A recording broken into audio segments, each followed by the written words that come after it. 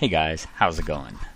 Alright, I've got a game for you right here. This game was actually played a short while ago, I think the day after the big shift to the new ban list went live, and I've been meaning to record it for a little while, and just finally got an opportunity tonight. I actually have some other games that are sitting on my hard drive right now that I also need to upload. I just had some issues with that due to a difficult international connection. But hopefully this one uploads just fine. And I am playing the new retooled version of Nin the Paint Artist. For people out there who are interested in the 1v1 list for the online ban list, you're welcome to email me at brianweissman88@gmail.com if you would like an updated deck list for that, and you probably get a chance to see it whenever I use a fetch land during the course of the game. I'm up against Tasty Snackies using Thassa, God of the Sea, which is sort of mid-range as far as the blue generals go. And overall, I'm really starting to see quite an impact that the new ban list and just the overall kind of competitive tenor of the format is having. I'm running into a lot more net decks now, which is a little bit unfortunate. A lot more kind of streamlined competitive decks, which is good in some senses because I get more games to record to display to you guys. The drawback of that, of course, is that it's ruining a little bit of the integrity of the format and the fact that people have all of their individual designs that they like to pilot and play, and now I'm starting to just see a lot of the same decks, kind of feeling a little bit like playing Modern or some distasteful format like that. But fortunately, this is not one of those games. Tasty Snackies, I think, is playing his own design, and I have a very keepable draw, albeit a bit slow with the Karn Liberated and a tutor. Fortunately, I'm going first. Oh, never mind, I'm going second. Alright, nice. Thought Vessel picked up is really good. And I'm actually feeling, having played a bunch with a few different decks, I've actually been playing Brea the most recently in 1v1 online. But I think that the Nin deck actually, probably, it might be at least as well equipped as Brea, if not better, for what the metagame is currently showing. Although I really, really like my Brea deck against the sort of main predominant decks that are doing well, including Baral and Thassa, and of course the mono-green ramp decks. And Baral in particular, I think, is not very good against Brea because the deck is so contingent on getting the general out, and Brea is so good at dealing with it. And while that deck does have zillions of counter spells, they aren't all that great against the general. They're kind of, a lot of them are designed to just contain spells, so they don't really work too well against a creature that immediately just dominates the board. I play-tested a set of games against a friend of mine today with him playing a net-decked Baral deck card for card and me using my current Brea deck, and I beat him 6-0 with him going first in all 6 games. I think he got a little bit unlucky. He didn't draw a Polymorph and Reweave early, so that benefited me quite a bit. Obviously, you can't really beat the deck if they get a Polymorph in their opening draw and they're going first. It's almost impossible. That didn't occur in any of the 6 games, and it's not going to occur that often. Let's get this game going on. I'll just play my Arid Mesa here. And he plays Smuggler's Copter. Huh. Well, anybody that played Standard a little while ago, I'm sure recognizes how insane this creature is. Of course, it does require a creature to crew it. But man, is this thing good. Probably the best vehicle ever made. 3/3. 3/3 flyer for 2 mana. And it has draw a card, then discard with a super cheap crew cost. This thing is just amazing. Clearly an example of a card that was a little bit over-tuned. I'm just going to get Volcanic on. I'm doing this to Mystical Tutor, and I'm actually doing this right now because I really want to keep his Thassa out of play. The way that my hand works out, I kind of want to just get the Thought Vessel into play and then play Nin the following turn, and the only way to really ensure that I can do that, as well as potentially keeping any creature that he might play out of play, is to go get Force of Will. This is definitely an example where I would have gotten Mana Drain in the past. Oops, sorry, I didn't give you a chance to look at the deck. So there's the Force, and I'm going to actually play the Thought Vessel here over Nin, because I really want to get just more mana into play. The Karn should be backbreaking against him if I can resolve it. So that's kind of the game plan. Plus this allows me to Mystical Tutor for Counterspell next turn, if he doesn't play anything of relevance, which is unlikely. I probably would actually let Thassa go through here, and versus a creature that would activate the Copter. And when he plays Reliquary Tower followed by a creature, which allows him to cycle, I ultimately decided, I mean, this is sort of a no-brainer anyway because it's Thassa, but if it had been something a little bit more innocuous, I might have given second thoughts about countering it if he had played an island. But the fact that he played a Reliquary Tower is an indication to me that he doesn't have any more land in play or in hand, which means that the Smuggler's Copter is a lot more valuable to him, and therefore I need to counterspell the thing at all costs. So I'm going to just exile because that is just totally evil. We can't have her running amok, and that prevents me from getting hit by the Smuggler's Copter, and then my deck does what it does, which is delivers another good hard counter right away. I'm just going to chill here. Hopefully he's still stuck on 3 and he has to tap out to cast Thassa, and I can counter that. Nope, he hits an island. I'm definitely going to still counter the Thassa anyway, because I don't want him scrying. Alright, that's actually pretty good. It's one of the things about Nin. You're kind of glad to just draw lots of lands, especially against mono-blue decks where they don't have that much ability to meddle with it. Alright, he got a 5th land. So I think he just top decked 2 lands in a row. I don't imagine he'd have any reason to play the Reliquary Tower 3rd if he had more islands, so I think he just got lucky to do that. But whatever, I couldn't expect to keep him off Thassa forever. No Copter, though, because that thing is not a creature yet. I don't sack the Flooded Strand at end step because I still want to draw more lands because I want to get up to Karn. And after thinking about this for a while, this is just one of those situations where I feel like he's just the kind of player he's going to just walk his stuff into counter magic. He definitely wants to play a creature here anyway to activate the Smuggler's Copter. And if he did have a bounce spell in his hand to go with it, something cheap like a Snap or Into the Royal, then I could potentially get really, really far behind and potentially lose the game if I were to wait till the end of the turn to use Nin, because it costs me 6 mana and then I have to pay 2 more, and it could just get really awkward. So with that in mind, I'm just going to tap out and use Nin right now to draw 4. And just let him do whatever he wants to do next turn. And off the 4 I get an Earthquake, which is a new card that was added recently, just to kind of cope with the fact that the format is faster, and Pact of Negation, which of course is an old favorite, but pretty handy to have right now, given the fact that it gives me some insurance against what he might do if he plays something really nasty like Frost Titan, or maybe a Planeswalker, and he casts Chasm Skulker instead, which I normally wouldn't care about, especially with Earthquake in hand, but it does activate the Copter, which is a little unfortunate, and they have a neat synergy. And then he plays Umezawa's Jitte. And if I didn't have Karn Liberated in hand, I certainly would have pacted this, because this is a permanent solution to Nin. It's actually one of the biggest nemesis that Nin has, outside of probably Sword of Fire and Ice. But I kind of got to let it go because I need to just protect the Karn. Alright, the Copter wallops me, which is okay. So I actually have an interesting plan here. My plan is to play Karn Liberated, kill off the Chasm Skulker, and it won't get squid because it's exiled rather than dead. He discarded Stunt Double, which is a weird card. Anyway, and then, of course, the Karn is sitting there at 3 counters, but hopefully he has just an expensive creature to play, and if he does, I can pact it and keep it out of play, and that'll keep Karn around for another turn, which will allow me to get him up to 7 and out of range of the Copter, and then he can hopefully take the game over. Because if there's something Mono Blue hates, it's Karn Liberated.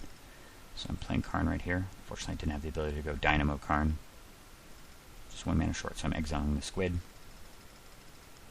He's got no creatures again, but he does get to scry. And he pays 3 for Temporal Adept, and normally, obviously, I would not care about that at all, given the fact that I can Quake it for 1. But here it does activate the Copter, which kills Karn, so I have to pack this. And it works, which is fantastic. So I'm going to pay the 5. Imagine if he played Winter Orb on me right there or something, that would have been awesome. I draw Chandra, Torch of Defiance, another very, very strong card against the mono blue.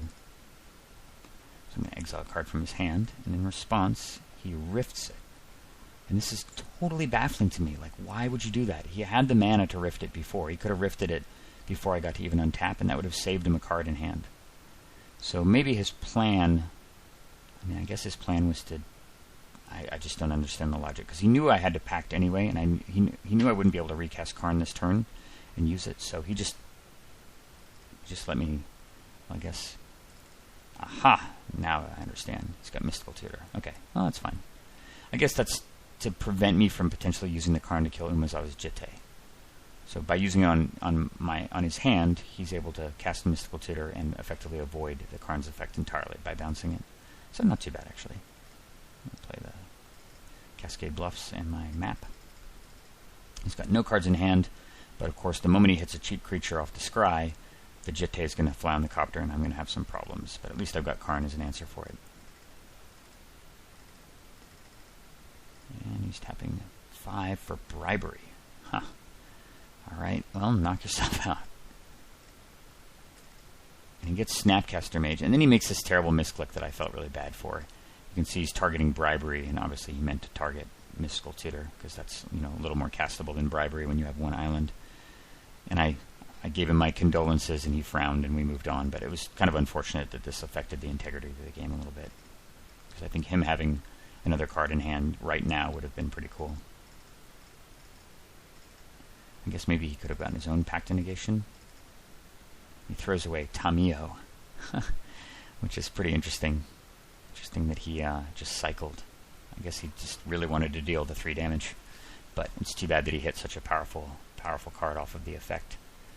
And if he has the Mystical Tutor instead, then he can just hold it until I play Karn Liberated again, and then cast it in response and maybe get a bounce spell or something, some way to deal with it. So I'm just going to go map and get Expedition. I'm going to get Ancient Tomb right here, because I feel like the extra mana is more important than potentially strip mining him. And so my long-term goal, of course, is I need to get rid of the Jitte, because the Jitte is too much of a constraint against my commander, which is how I'm going to win the game, even though I'm at 19. So I draw Ancient Tomb, and this works out quite nicely, actually. Since he has no cards in hand, I can safely do this. I play the Dynamo. I play Chandra. Chandra makes 2 red, and that gives me exactly enough for Karn Liberated. It's pretty nice how he can piggyback on her. It only effectively costs 5.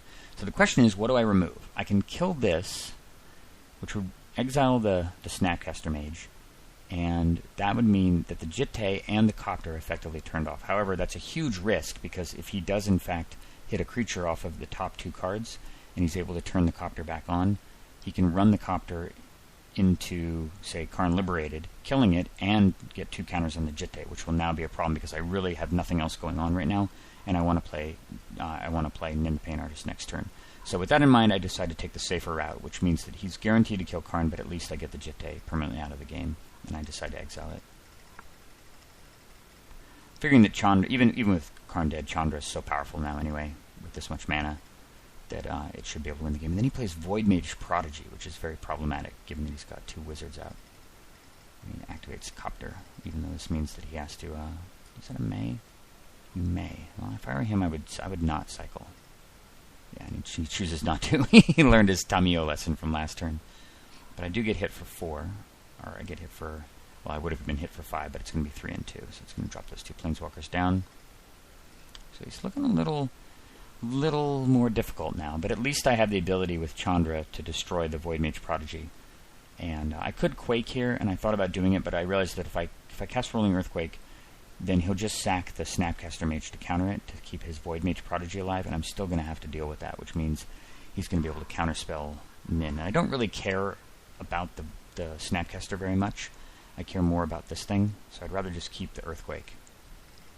So I'm going to Ponder first, and I get Rewind, which is really handy, and a Steam Vents goes to the, not a Steam Vents, the Shivan Reef goes to the bottom, and I'm going to just use Chandra to off that guy. Man, Planeswalkers are so good. And this means the coast is clear for good old Nin, and I've got boatloads of mana, 5, 8, 10, 14. Very solid. Yeah, I don't feel like there's any reason to Quake, honestly. Even if I'm taking a little bit of a beating here. Void Mage Prodigy. I think the reason why in retrospect, the reason why I decided not to Earthquake was because with a huge Nin activation going off, the chances of me drawing a bounce spell are quite high, and if I can get, this is my Snapcaster Mage, so if I'm able to return it to my hand, I can recycle all this good stuff in here, and I decided that that's still worth it. That may have been a little bit greedy, and then I draw Rolling Earthquake afterward. I feel very safe against this Snapcaster Mage. And I am going to just do this right now, given the fact that I have Reliquary and Tower in play, and I don't have to worry about discarding. I'm just going to draw 7. Figuring that the chances of, and what happens here, of course, is that Blue's response to Nin shooting herself, the only really good response you have is to bounce her, and if he bounces her, I can just replay her for 2. And just have it ready to go again. And he doesn't have a response, so I draw 7, and off that I get Tezzeret the Seeker, and a bounce spell, which is awesome. Just going to play an island. And I ultimately just decide to say done here, given the fact that I've got 2 hard counters and enough mana to play both of them, and he's only got 2 cards. So I can take some more Copter beatings. That Copter, man, has really just regulated this game. I've taken like 21 damage from it. Or maybe I've taken tomb damage a few times, but either way, a lot. He says done. So end step, I am going to attempt to bounce my Snapcaster Mage back to my hand.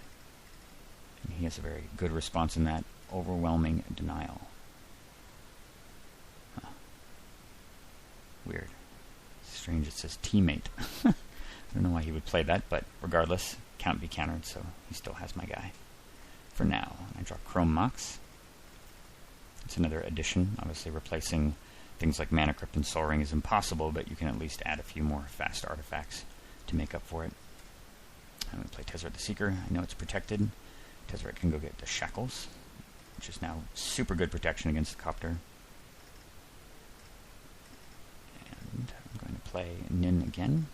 And I just decided to suspend the Chrome Mox and just get rid of that Earthquake because I have no intention of playing it, given the fact that I can now steal his creatures and shoot them. And he reality shifts for Nin again at the end of the turn, which is fine. I can take a little bit more time, and he can't deal damage to me anymore. So he plays Future Sight. And you all know how big a fan I am of that card, so that certainly just gets rewound. Gone. And he activates his Copter, and I'm going to grab it, because Tezzeret is not going to die. I'll let it go. That's interesting, actually. It looks like you can hold vehicles across a turn. I wasn't aware that you could do that, but apparently the Shackles can hold on to a Smuggler's Copter even after it's reverted back to being just a vehicle. So it might have actually made sense to hold on to it, because I could activate it with my Manifest guy. Alright, I'm playing Nin again. I can play Power Stone too. And Crucible as well. And attack for 2. And I'm just stealing his, taking away his Snapcaster Mage this turn because I have every intention of just memory lapsing if he draws another creature.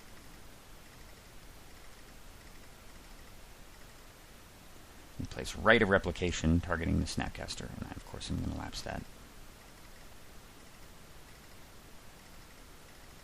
And tasty snacky stinks for a little bit.